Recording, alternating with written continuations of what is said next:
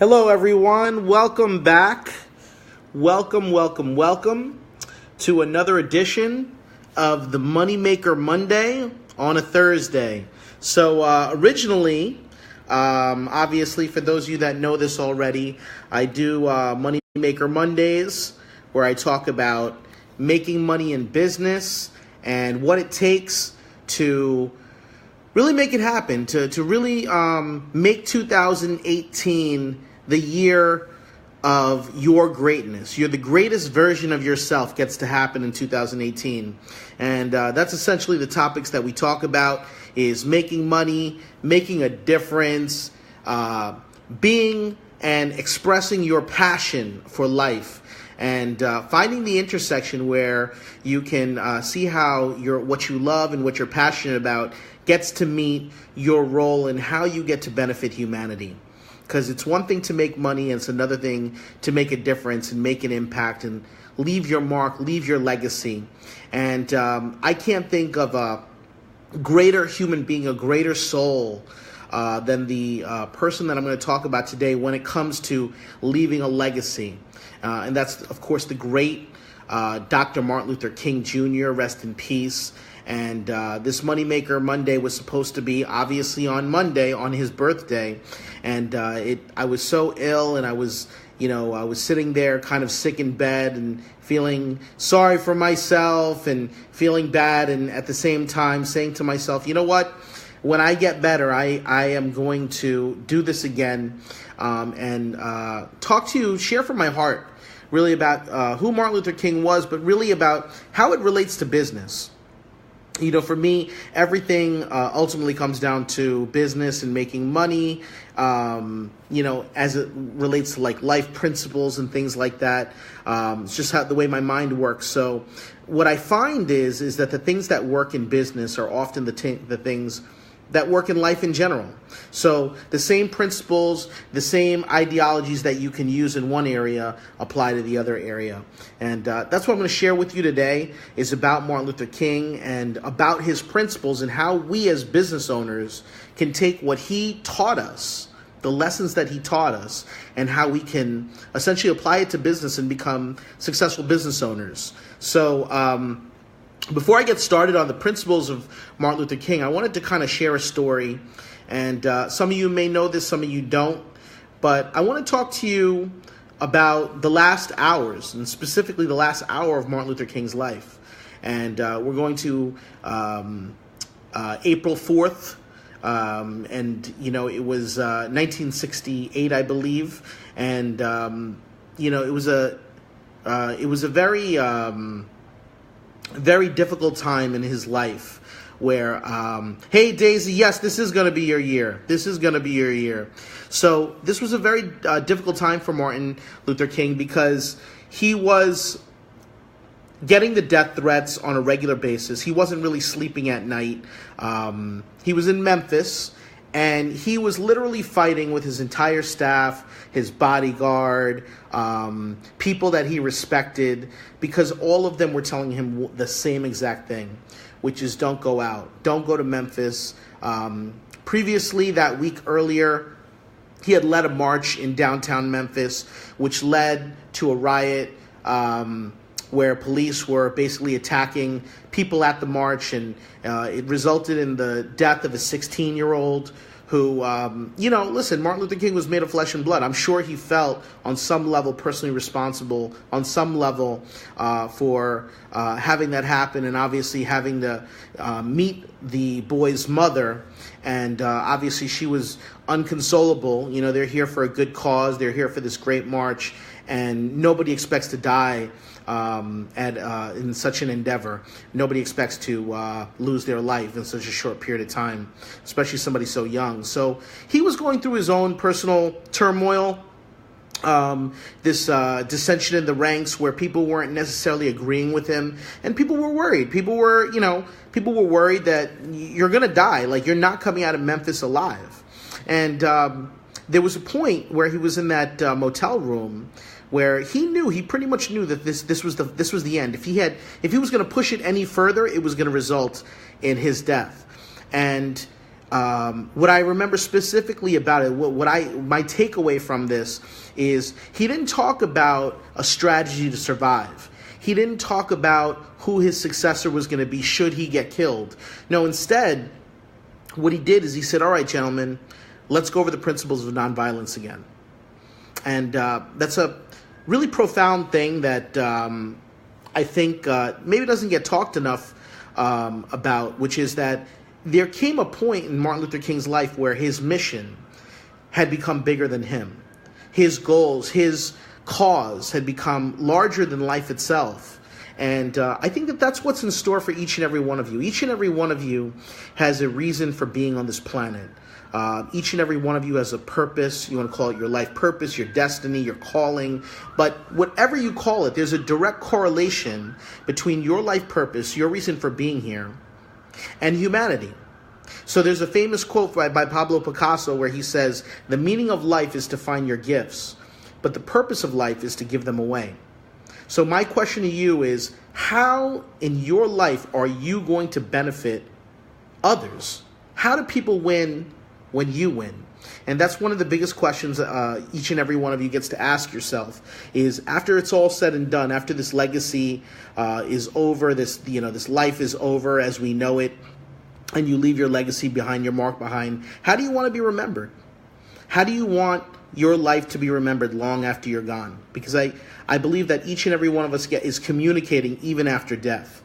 Even after death, each and every one of us in our own way, through our memories, through what we stood for, gets to be remembered. Martin Luther King had a famous quote where he said, everyone's going to die. And I'm paraphrasing, but he basically said, every one of us is going to die. And we can't choose how we die, but what we can choose is what we die for. So what are you willing to die for? What is your cause? What is that thing, that burning sensation inside you, that untapped potential that you were brought here for, that gift that you get to share with humanity, that gets to be the mark that you leave on this planet? So with that, I'm going to go into some of these principles that I told you I would share with you. And these are primarily in the form of quotes. So this is quote number 1. This is a quote from Martin Luther King where he said, we must accept finite disappointment, but never lose finite hope. I'm going to repeat that. We must accept finite disappointment, but never lose finite hope. And this is so powerful to me. This may not be the most inspiring quote of Martin Luther King for me, but it's one of the most relevant ones. When it comes to practicality, this is ultimately what it's about. It's about the fact that life is going to life you. There's always going to be problems in your life. There's always going to be situations in your life. But if you believe that everything happens for a reason, if you believe that even your trials and tribulations, even the things that have hurt you, serve a purpose, that God is not hurting you, God is developing you. God is preparing you. And He's preparing you for your greatness, for your greatest days that are ahead of you. And I think for each and every one of us, we have to find, as business owners, we have to find our Rocky moment, our Rocky Balboa, our comeback story. What is your comeback story? And I think that whenever we are disheartened, whenever we feel like we're being a victim to our circumstances, whenever we think to ourselves, man, I wish I had it like this guy, I wish I had an easier life. Whenever you think that, just think about, how is this going to be such a great story? When you succeed, how is this tragedy going to turn around and become the triumphant story? The story of how you were able to turn things around. And that's one of the things that motivates me when I think about things that have happened in my life, and I look back at it and I go, wow, like I would never appreciate the things I have now if I didn't go through that. See, you can't appreciate the light without the darkness. You can't appreciate good food without having bad food. Everything has a dark side and a light side, and you've got to go through both. And your ability to have resolve, your ability to get back up, your ability to fight through adversity, irrespective of what's going on in your life, is going to be the catalyst to your greatest invention. So, I mean, I just give you a couple of examples that just come out for me as a business owner. One of them is J.K. Rowling. And I don't know how many of you know the story of J.K. What's up, Randy? Preach, brother. That's right. So J.K. Rowling, for those of you that know, the writer of Harry Potter, she went through a lot of trials and tribulations in her life. She was damn near homeless with a child, dealt with a divorce, dealt with a miscarriage. Her mother died when she was 25 years old, when she was just writing the book. And her mother didn't even know she was writing the book. She never felt the reason to tell her mother, because she just felt that her mother was going to be around. But what she did, and this is so powerful, what J.K. Rowling did was she took the death of her mother and she put it in the story. And her pain essentially became Harry's pain. And then Harry Potter eventually lost his parents in the first chapter of the series of books that she wrote, of Harry Potter series. And it's really powerful when you can take your pain and actually use it in your creative state. From tragedy to triumph, exactly, like Michelle just said. She's just J.K. Rowling's got such a powerful story. Similarly, the person, some of you may know, Fred Smith, he's the person who came up with this idea in 1965. 1965, Fred Smith comes up with this idea to create a company that was going to compete against the Postal Service, the U.S. Postal Service. And he said that I want to create these centralized hubs, these big hubs, and they're going to compete against the U.S. Postal Service, and we're going to use a new sophisticated design in how to transport packages. And he basically got a C on his project from his business teacher. And the business teacher, he explained why he gave him the C. He said that the project was unworkable, it was unrealistic, and that it was foolhardy. Well, that company eventually became FedEx, and Fred Smith today is one of the richest. He's a billionaire. He's worth over $2 billion. He started that company 6 years later, went to Vietnam, served the country, came back in 1971 and opened FedEx. And obviously the rest is history. So the question is how many times do people have to talk you out of your dreams for you to actually give up on your dreams? Are you willing to go through the criticism? Are you willing to go through the mockery, the ridicule, to get to the other side, because you believe inherently so much that you're guided by angels, that there's a calling in your life that you're just answering to. You're answering the call of the calling to your life. So again, going back to the statement, we must accept finite disappointment, but never lose finite hope. So that's one of my favorite quotes of Martin Luther King. As long as you never give up, you have nothing to worry about. You're going to be successful. It's just a matter of time. Okay, that's going to move me on to the second quote. Life's most persistent and burning question is, what are you doing for others? Okay, I'm going to repeat that. Martin Luther King says, life's most persistent and burning question is, what are you doing for others? So each and every person in their lifetime at some point is going to have to face death. And I think when you face death, I can only imagine, but I imagine you're going to have to reflect on your life and ask yourself, the question is, what was my life for? Was my life for me, just for me, or did I do things for other people? And I think that there's going to come a point where for each and every one of us, we're going to have to answer that question and value our life, put some weight, some value in our life. That did our life matter for others? Did it count? Was I a good father? Was I a good son? Was I a good member of my community? Did I treat people well? So the greatest gift is really being able to give.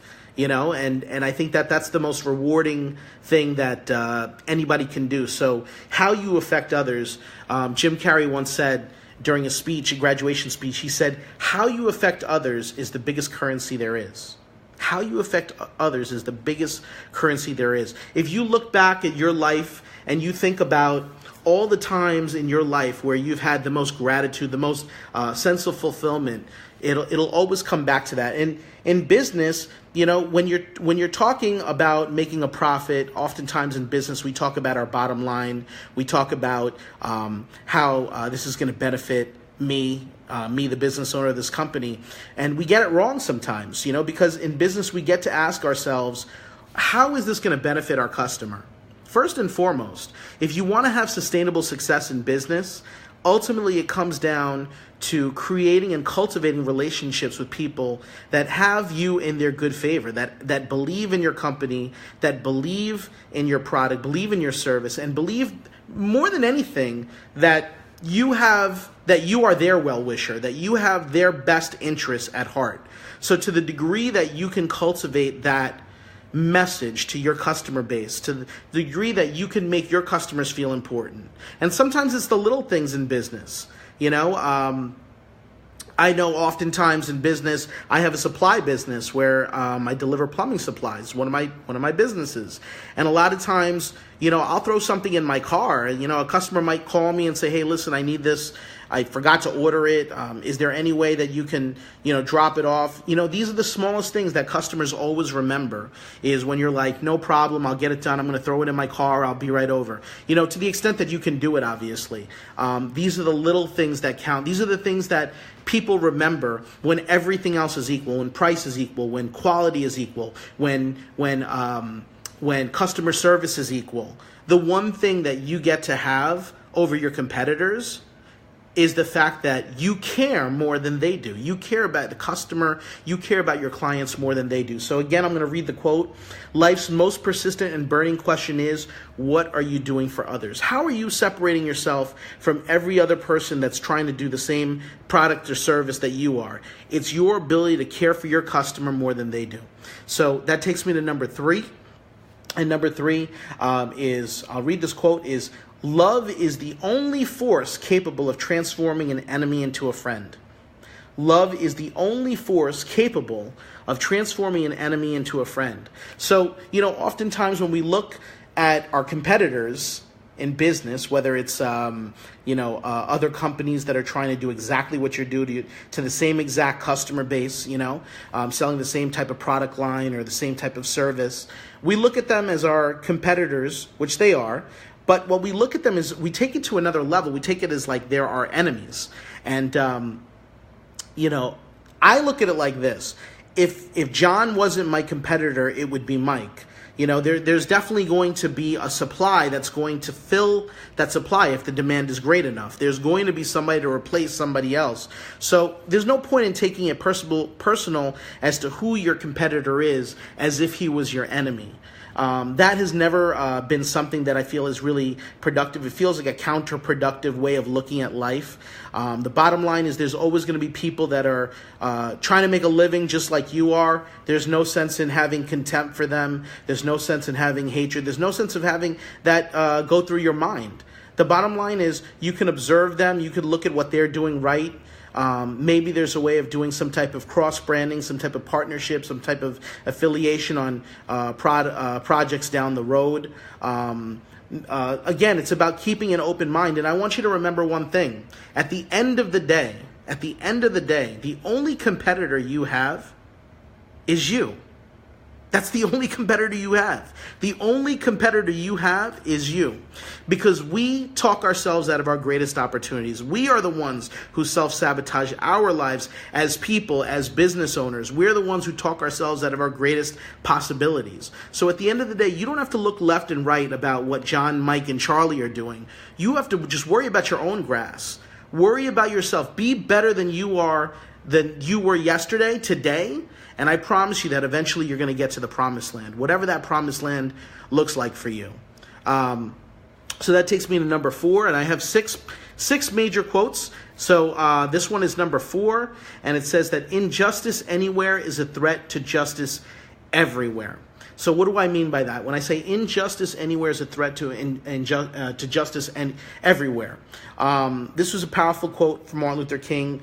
And the way that I relate it to business is oftentimes in business, in the workforce, we tend to see things that may not directly be a problem for us, but we know it's not right. We see bullying, we see sexual harassment. Now with this whole Me Too movement, we're seeing all these different actresses and actors come out. And it's funny. The burning question for me when I saw all these people come out in Hollywood is, where were all the other people that knew about it? It's kind of like everybody kind of like minded their own business because they were like, hey, as long as it's not affecting me.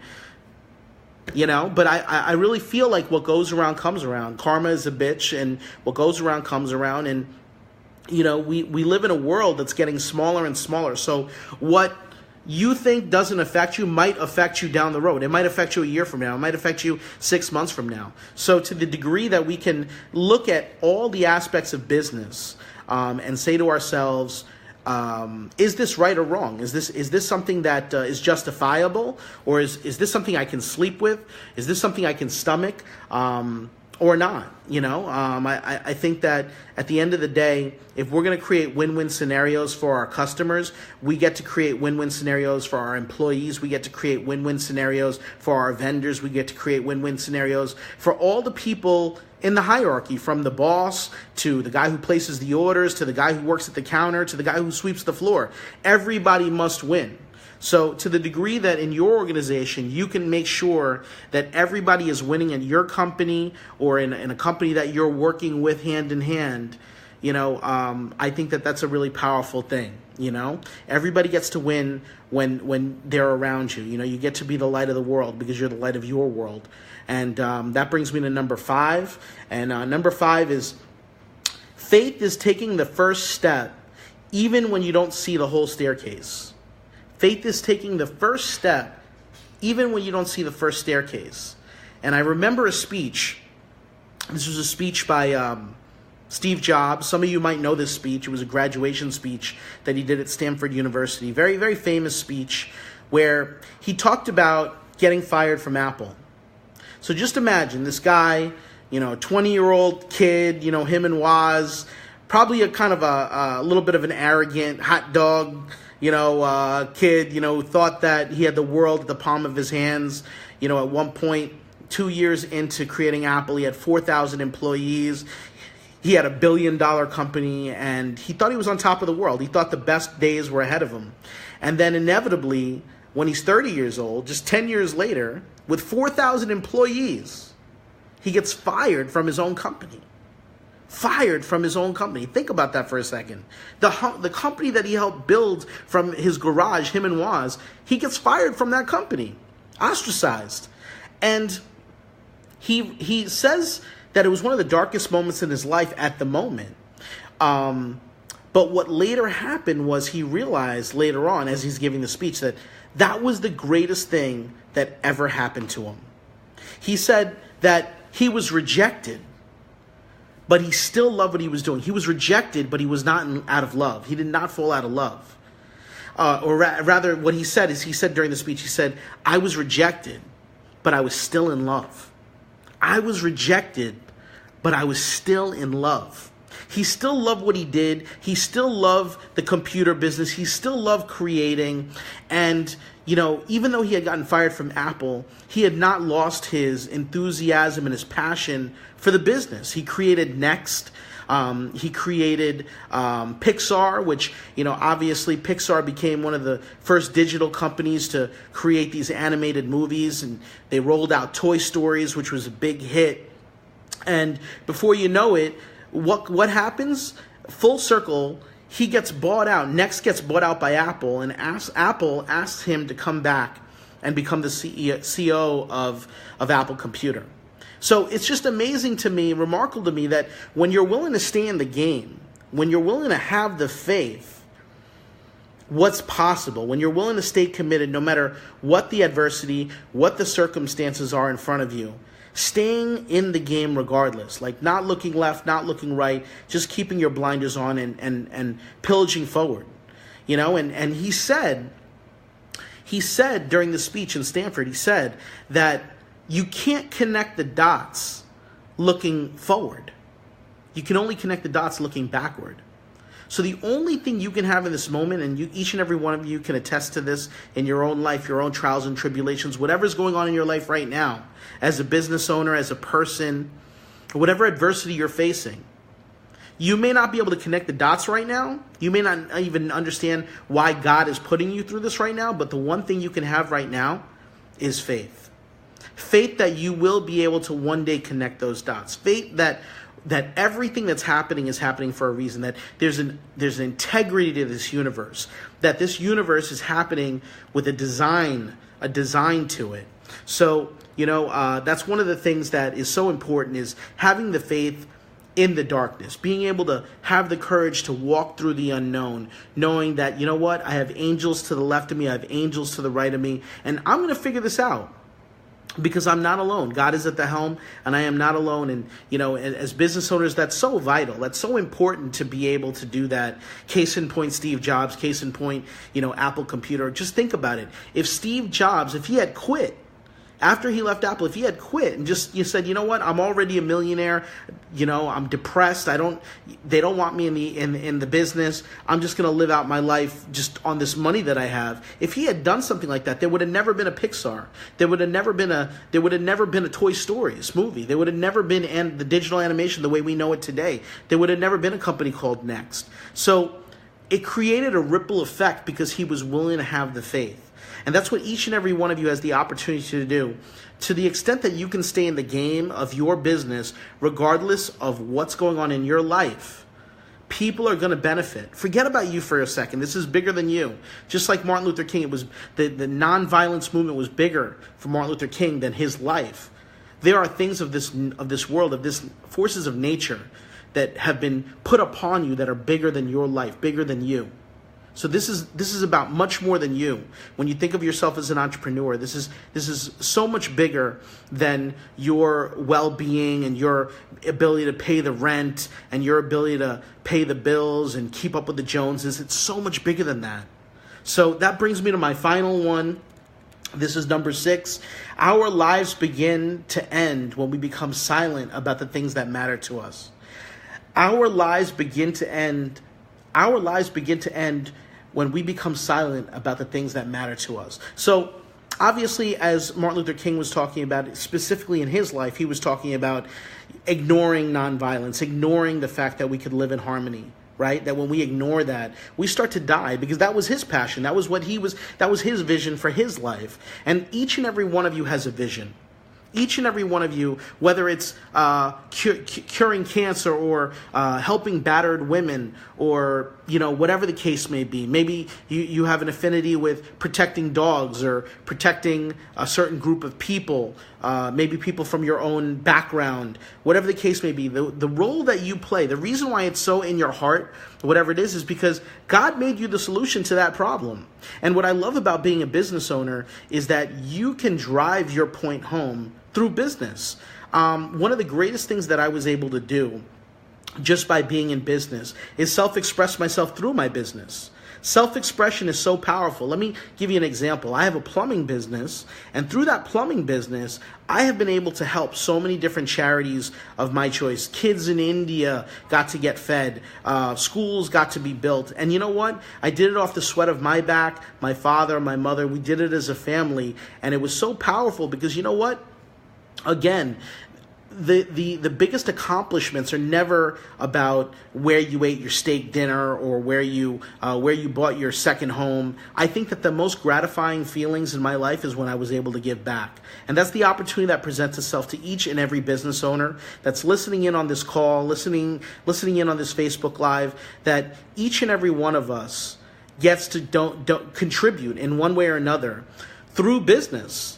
That to the extent that you have a business that's viable, that's lucrative, you can make such a difference. And I think that that's the biggest part of a business. Is it's great to be a millionaire, but how would it be to not just make $1 million, but what would it be like to make a difference with 1 million people? What would it be to be able to say that you helped this particular person, this child that was in need? How would it be to create a scholarship for a poor kid that's really intelligent, but his parents don't have the funds to provide for him?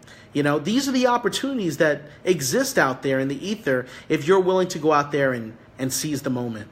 So, again, the quote is, our lives begin to end when we become silent about the things that matter to you. So what matters to you? What are the things that actually matter to you? What are the things that you're passionate about? And how does having a successful business aid in you being able to be the solution for humanity. So with that, I just want to tell you that each and every one of you, once again, has a life purpose that's so powerful. Go out there. Don't settle in life. Don't settle for what you think you can get. Go for what you actually want. I think that for Martin Luther King, while he was going through all these difficult times, he didn't sweat the small stuff. He didn't allow the small stuff to get in the way of the big stuff. You don't hear about all the little problems that Martin Luther King had. You hear about the big stuff. And for each and every one of us, we have problems. Yes, we might have relationship problems. We might have mortgage problems. We might have health issues. And you know what? That just makes us human. That just makes us made of flesh and blood. But at the end of the day, when they celebrate your life, when your life is celebrated, what do you want to be talked about? The problems that you had, or the solutions that you were? That's what you get to determine. So with that, I'm done. I want to just finish with a quote. And that quote, it's another Martin Luther King quote. I'm going to close the night with this Martin Luther King quote. It says, if you can't fly, then run. If you can't run, then walk. And if you can't walk, then crawl. But whatever you do, you have to keep moving. Ladies and gentlemen, the greatest days of your life lay ahead. Keep moving, keep pillaging ahead, keep forging your way to your greatest days. And I'll see you at the top. Take care.